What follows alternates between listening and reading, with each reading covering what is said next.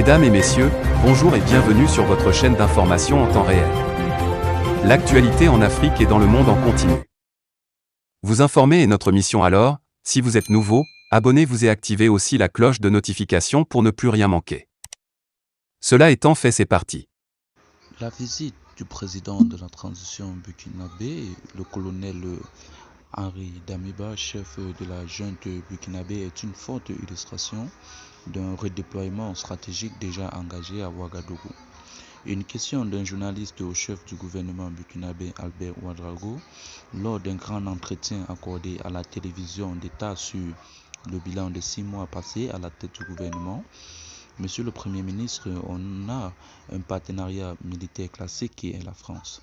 Il y en a qui pensent que à la Russie et à bien d'autres pays, de plus en plus les Burkinabés estiment qu'il faut rompre définitivement avec la France.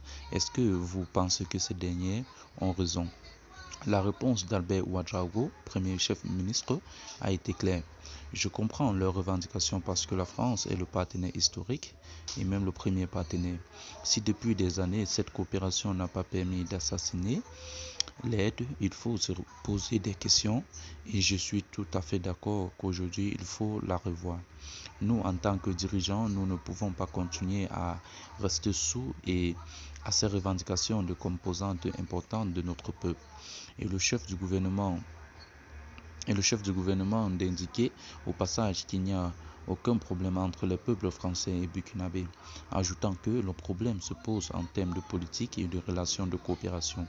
Une déclaration qui a retenu l'attention d'une partie de l'opinion autour de la question de savoir comment les autorités actuelles du Burkina envisagent de déployer leur partenariat militaire et politique. Un changement de pied amorcé. Au-delà des mots choisis, c'est une tendance de fond en termes de pensée stratégique qui se fait ainsi jour. Plus que jamais, les autorités issues du coup d'État de fin janvier semblent donc résolues à multiplier les pistes de solutions pour faire face aux violences terroristes qui ont, en 7 ans, causé la mort de plusieurs milliers de civils et militaires et causé des déplacements de 10% de la population burkinabé, soit 2 millions de personnes.